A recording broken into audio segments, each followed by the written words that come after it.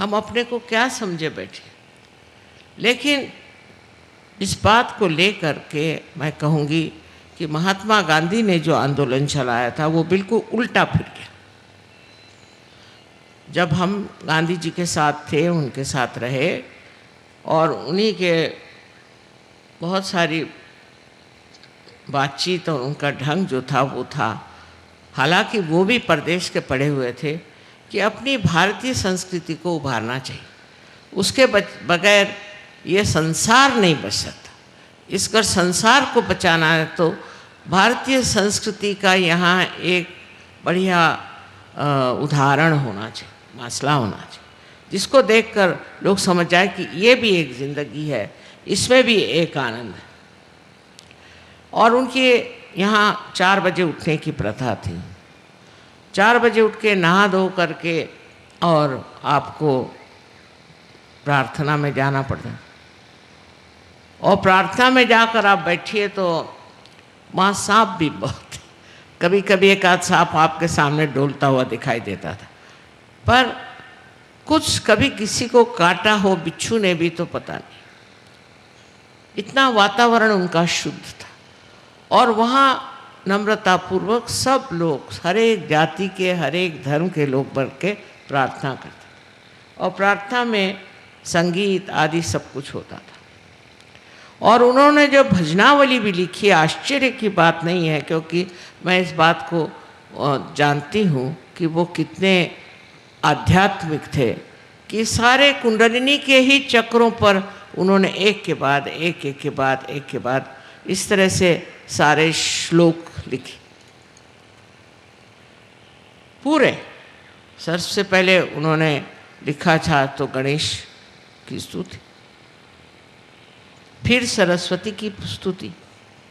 इस तरह से करते करते उन्होंने हर एक चक्र के जो अधिष्ठित देवता थे उनके ऊपर में अपनी भजनावली में लिखा था, और उसी तरह से गाने का। उसके बाद बाइबल से भी लॉर्ड्स प्रेयर कही जाती थी, उसके बाद कुरान से भी कहा जाता था, और भी बुद्ध धर्म का भी और जैन धर्म की भी उसमें कुछ न कुछ श्लोक होते थे। पर पहला जो हिस्सा था उसमें एक एक चक्र पे बैठे हुए हर एक देवता को उन्होंने लिया था। इतने आध्यात्मिक दृष्टि से देखते थे वो। कुंडलिनी के बारे में जानते थे, चक्रों के बारे में जानते थे, सब कुछ जानते हुए उन्होंने इस चीज़ को लोगों में लाने की कोशिश की। ऐसी भजनावली लिखाई जिसमें इस तरह से सब चीज़ें लिखी। और अध्यात्म के बारे में बहुत मुझसे भी पूछते थे। मैं तो बहुत छोटी लड़की थी, लेकिन तब से वो पूछा करते थे कि तुम बताओ कौन सी गहनता हमारे संस्कृति की विशेष है।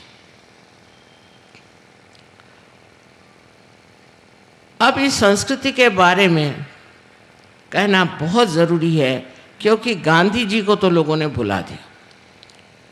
गांधी जी तो बिल्कुल बेकार हो गए, क्योंकि उनका आध्यात्म तो कहीं दिखाई नहीं देता। आज राजकारण में आध्यात्म की तो कोई बात ही नहीं कर।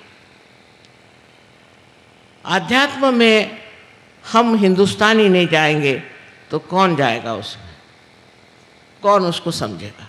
आज आप देख रहे हैं यहाँ 75 देशों के लोग आकर के और बैठे।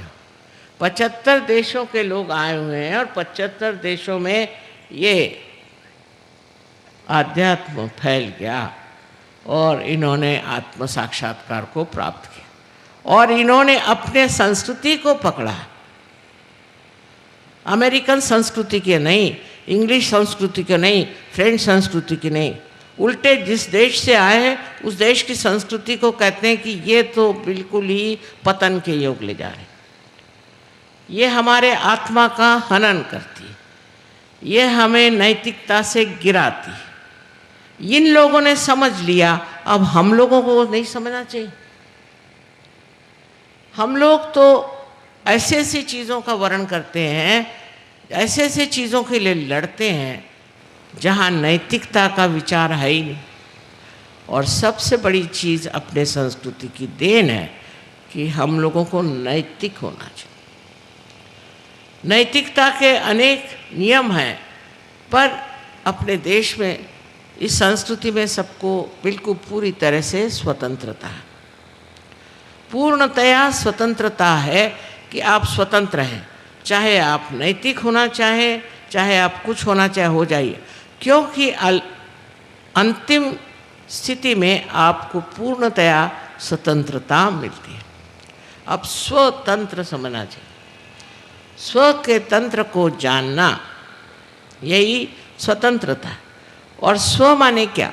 स्व माने आपका आत्मा, आत्मा को जानना ही स्वतंत्रता है। शिवाजी ने कहा था फ्यूचर के बारे में, भविष्य के बारे में, कि स्व का तंत्र जानो। पहली चीज स्व के तंत्र को जानना होगा, और वही सहयोग है जिससे आप स्व के तंत्र को जानते हैं। और इस स्व के तंत्र को जानने के लिए सबसे सहज मार्ग जो है वो है भारतीय संस्कृति। इसकी गहराई में आप उतर ही नहीं सकते, क्योंकि आप पता नहीं कहाँ से कहाँ फेंक दिए गए। एक तो गलती ये हुई कि ऐसे लोग हमारे ऊपर आ गए कि जिनको भारतीय संस्कृति के बारे में कुछ मालूमात ही नहीं, जिन्होंने गांधी जी को लपेट के बिठा दिया एक तरफ में, तुम बैठे रहो, और उन्होंने जो बातें सिखाना शुरू कर दी वो सारी भारतीय संस्कृति के विरोध में। जैसे मैं चित्तौड़गढ़ की हूँ, वहाँ आपने सुना होगा कि पद्मिनी ने जौहर किया।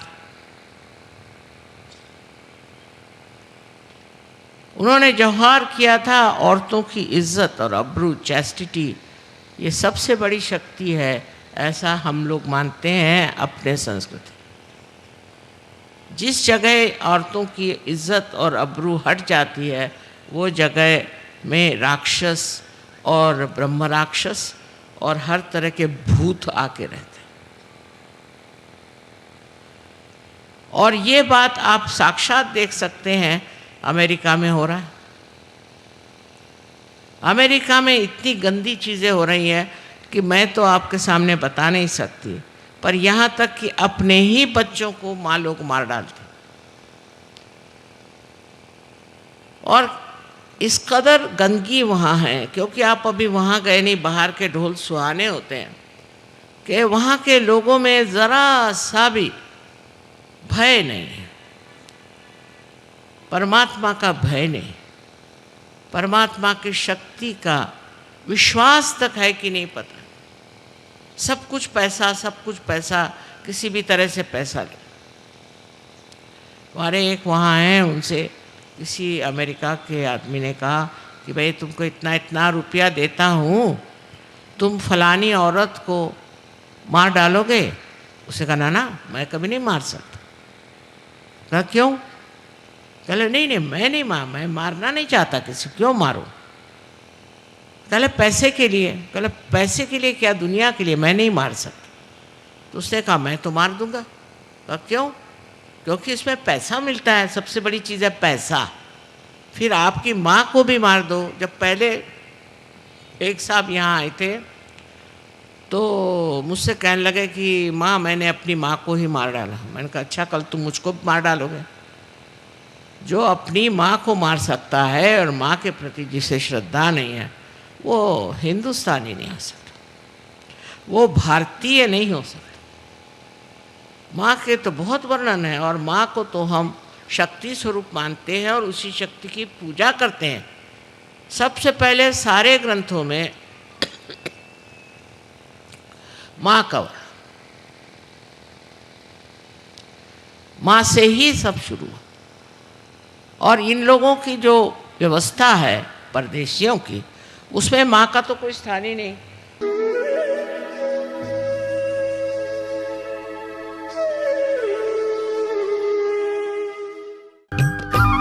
सब्सक्राइब कीजिए कुंडलनी जागरण को और प्रेस कीजिए बेल आइकन को, जिससे कि आपको मिल सके हमारी लेटेस्ट वीडियो सबसे पहले।